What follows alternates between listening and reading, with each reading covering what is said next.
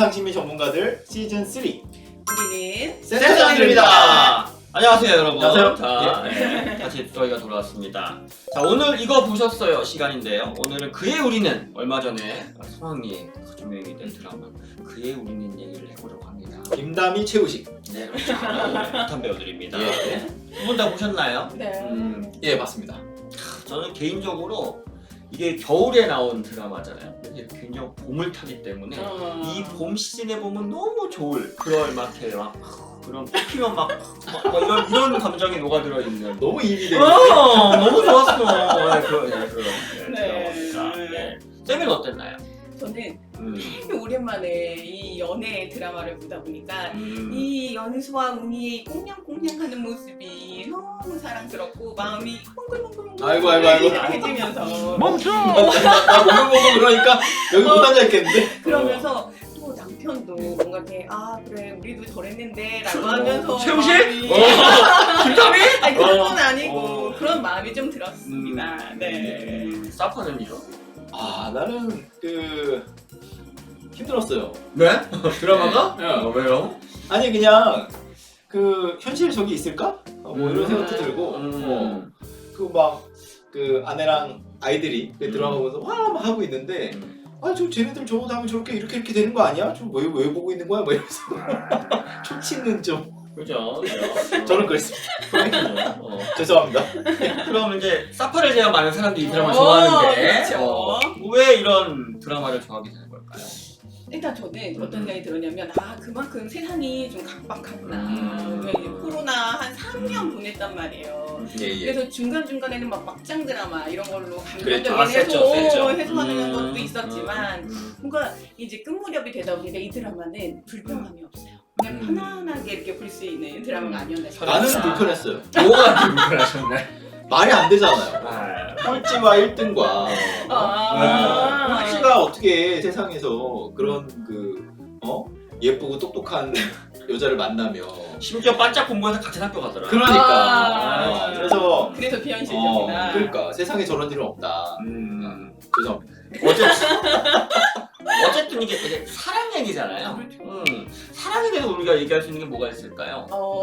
저는 사랑하면 떠오르는 심리치료 이론이 있습니다. 뭐가 이론이 나오네요. 네. 예. 역시. 네, 스키마 세라피라고 심리도식 치료라고 하는 게 있는데요.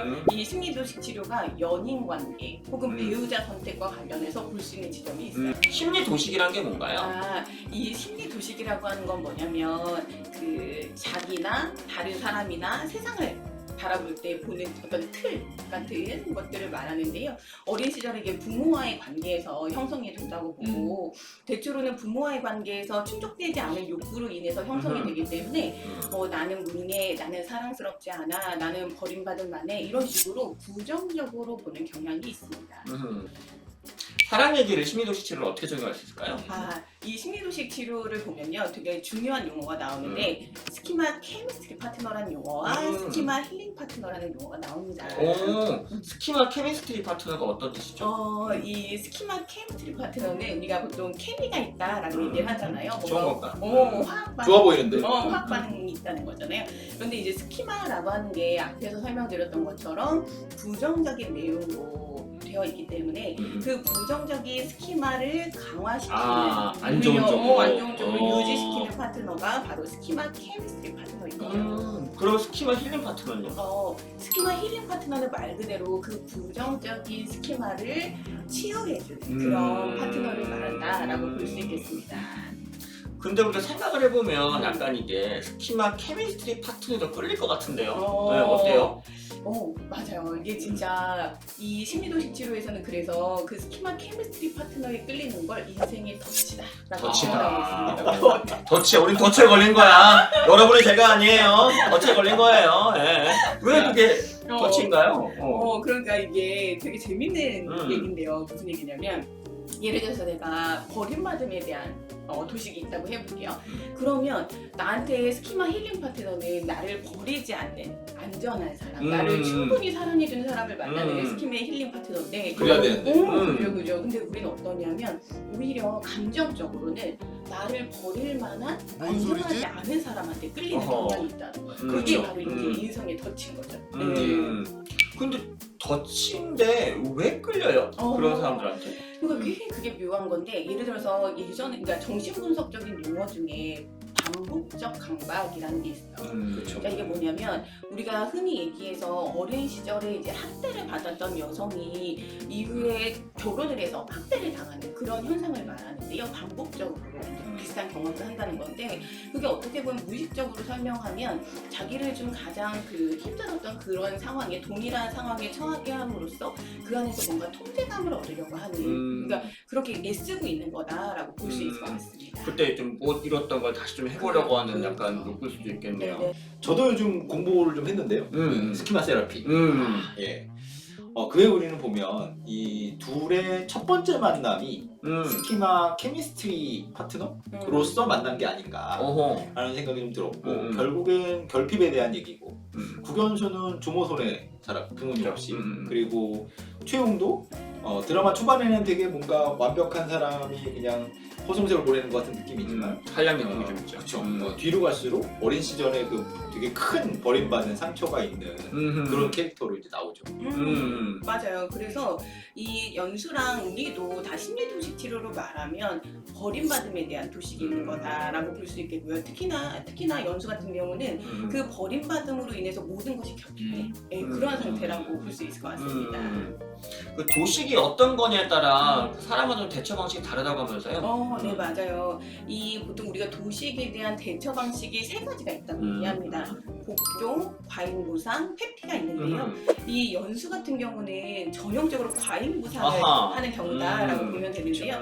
그러니까 결핍을 채우기 위해서 효율을 극대화하면서 살아가는 거죠. 그래서 거기 어떤 대사가 나오냐면 다른 사람들처럼만 평범하게 사는 게 나한테는 왜 이렇게 힘겨운 거냐 뭐 이런 얘기가 나오는 거죠. 열심히 사시는 분들이 상담에 와서 정말 많이 하는 말이에요. 열심히 그렇죠. 사는데. 최웅은요? 채용 같은 경우는 대처 방식이 이제 회피 대처 방식이라고 보시면 돼요.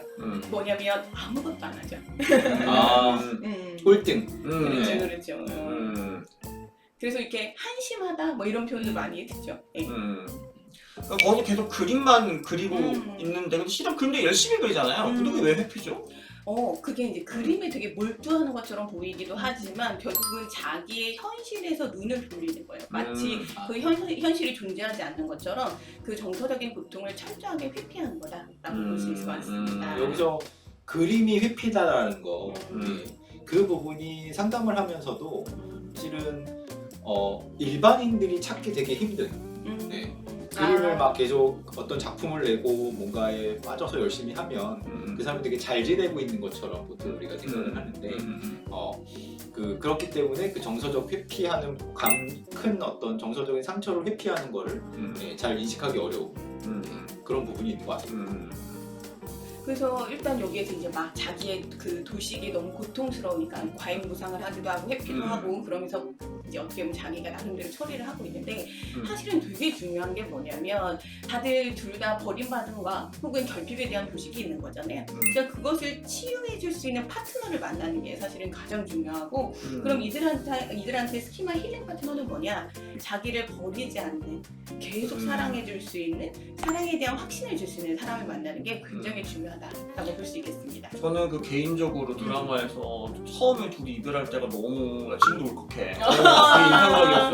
맞아요. 저도 이 첫 이별을 보면서 야 정말 이게 도식이 강화되는 게 되게 흥미로웠는데요. 뭐냐면 이 결핍을 가지고 있는 연수는 오히려 모든 것을 다 가지고 있는 것 같은 최웅으로 인해서 열등감과 결핍을 더 많이 느끼게 되고 전국 꼴등할 때 열등감이라니. 맞아. 또 이제 웅이 같은 경우는 그 연수의 이별 통보로 인해서 정말로 버림받은 경험을 다시 한번 하게 되는 거죠. 이 엄청난 고통인 거죠. 근데 저는 그런 걸 보면서도 쟤네 다시 만날 거 아니야? 만나는데 그 과정이 내가 지금 완전 몰입하고 있었는데 난 몽글몽글했다고. 진짜. 전 그런 생각이 들더라고요. 그래서 그때 처음 이별하고 물도 쭉 뿌리고 쭉 뿌리는 장면이 나오잖아요. 그건 어떤 건가요? 저는 되게 소심한 목주라고 생각이 들기는 했었는데 어찌됐건 자신의 첫 연애가 끝났음을 이렇게 상징적으로 의식하는 작업이 있었던 게 아닌가 싶습니다. 그죠? 또 결국은 또 만나잖아요. 두 번째 만나면 어떻게 생각하시나요? 그러니까요. 이성적으로 냉철하게 한번 보시죠. 좀. 그러니까 지금 이제 저 상태로라면 두 어. 번째가 이제 힐링 파트너가 되어가는 네. 이제 아, 과정이고 서로가 이제 힐링 파트너로서의 역할을 찾아가는. 예. 저는 사실은 이 드라마가 정말 상담에서의 어떤 치료의 과정을 되게 어떤 드라마에서 너무 잘 보여주고 있는 것 같다. 그렇구나. 그런 생각도 합니다. 아니 진심으로 되게 이제 동의하는 게 뭐냐면 그 과정이 되게 섬세하게 잘 표현이 됐을 뿐만 아니라 결과적으로 봤을 때 이제 연수 같은 경우 아까 되게 효율성만을 따지면서 성취를 위해서 살던 사람인데 나중에 되게 여유로워지기도 했었고 저는 최후의 변화는 더 극적이라고 생각하는데요. 그렇게 버림받을까봐 두려움이 되게 많았던 사람이 혼자 유학을 가고 그 다음에 나중에 이제 연수한테 사랑한다라고 직접 표현을 하는 장면이 나오죠. 그러니까요. 너무 이 변화가 상징적으로 잘 드러났다. 보신 분은 알겠지만 채용이 사랑한다는 말을 추구도 안 하거든요. 그렇게 좋아하는데. 그죠? 그렇다고 우리가 채용이 그 사랑한다는 말을 안 한다고 우리가 이렇게 살면서 사랑한다는 말을 안 하면 되겠습니까? 해야 된다고 하죠. 네. 자주 해야죠. 일상에서는 많이 해야 됩니다. 최고식이니까 되는 겁니다. 그리고 또 저는 또 놓치고 싶지 않은 게 그림이에요. 바로 이 그림의 변화도 되게 인상적인데요. 채용이 어떻게 보면 사람은 변하니까 변하지 않는 대상이 이제 건물만 막 그리다가 맞아요. 나중에 마지막 장면에 연수의 초상화를 딱 그려요. 그렇구나. 그러니까 어떤 이렇게 변하지 않는 사랑에 대한 어떤 이 확신 그리고 이게 어떻게 보면 도식이 치유되는 굉장히 중요한 장면이다라고 볼 수 있을 것 같습니다. 맞아요. 채용이 그 학창 시절부터 주로 그린 게 정말 그 변하지 않는 건물이나 아니면 정말 큰 나무 같은 거 이런 것만 위주로 그리다가 나중에 또 이렇게 변화되는 모습도 나오죠. 그죠? 그러니까 이런 장면들은 사실은 그 꼭 남녀간의 사랑이 아니어도 상담 장면에서 치료가 되면서 되게 흔히 볼 수 있는 장면인 것 같아요. 어떤 아이들이 그 컴퓨터에서 이렇게 그 컴퓨터 화면만 보던 아이가 거실에 나와서 가족과 얼굴을 맞대. 그렇지. 그러면서 또 가족과 대화를 더 많이 하게 되고 가족과 있는 시간이 늘어나고 감정 표현이 늘어나고 그런 과정들은 사실은 연인 관계라는 걸 빼면 사실 치료 과정에서 치료가 되는 과정에서 되게 많이 관찰할 수 있는 그런 부분이었던 것 같습니다. 좋아요. 그러면 우리가 물론 좀 끌리는 거는 케미스트리 파트너겠지만 그래도 우리가 케미스트리 파트너보다 힐링 파트너를 만나야 되지 않겠습니까? 그래야 힐링 되는데. 파트너를 만나야 되는데 어떻게 하면 힐링 파트너를 만날 수 있을까요? 여기에서 뭔가 뾰족한 답변을 드리고 싶은데 있어야 되는데. 자 이렇게 하십시오 해야 되는데 그렇게 해야 되는데 원래 심리학이라는 게 그게 정답이 또 한두 마디로 정해져 있진 않습니다. 그러니까 결국은 저는 그런 것 같아요. 사랑이라고 하는 거는 결국 자기를 아는 과정인 것 같거든요. 그래서 결국은 맞아. 결국은 뭐냐면 이렇게 나에게 누군가가 스키마 힐링 파트너냐 케미스트리 파트너냐라고 하는 거 알려면 일단 자기를 잘 알아야 된다. 나에게 어떤 결핍이 있는지 잘 봐야 되고 그 말은 다시 말하면 나에게 충족되지 않은 욕구가 뭔지를 잘 알아야 자신의 욕구를 충족시켜줄 수 있는 그런 스키마의 힐링 파트너를 만나게 되는 거죠. 나를 알고 나를 먼저 알아야. 네. 그러니까 그것도 저는 상담에도 그대로 적용이 되는 게 상담자들이 사실 분석 상담을 먼저 받아야 돼요. 내가 먼저 상담을 받고 그 다음에 남을 이제 상담을 해야 되는데 이제 그 정말 나한테 힐링 파트너를 만나려면 나의 도식을 알아야 돼요.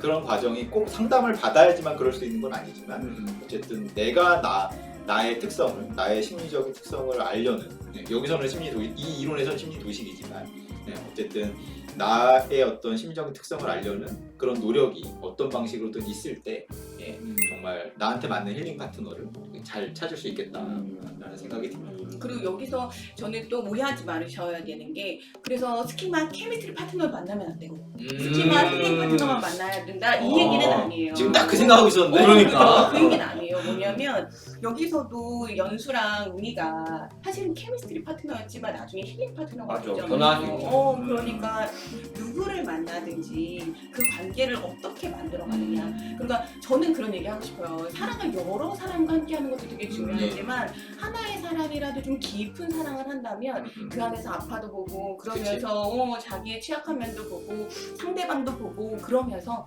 어떻게 보면 좀 더 성숙해질 수 있는 게 아닌가, 나를 더 잘할 수 있게 되는 게 아닌가라는 생각이 듭니다. 상담할 때도 이제 그런 그 선택을 해야 되는 상황들이 있는 것 같아요. 그러니까 예를 들면 연인이든 부부든 이제 상대가 마음에 안 들어. 네, 그랬을 때 그게 처음에 어쨌든 연이 된 거는 케미스트리 파트너로서 좀 만났다고 칠 수 있는데 이게 자꾸 싸우니까 이제 헤어지겠다라는 결심을 하는 과정에서 상담을 받을 때 이렇게 보면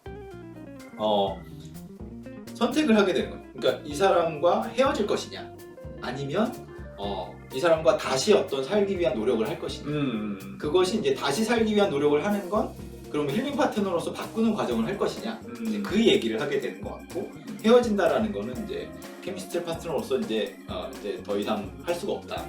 기대를 이제 할 수 없는 상황에서 이 관계를 끝낼지 이런 어떤 의사결정을 하게 되는 경우들이 있는데 더 잘해보겠다, 다시 한번 노력해보겠다라는 과정이 그게 힐링 파트너가 되는 그런 과정이랑 연결이 또 되는 것 같습니다.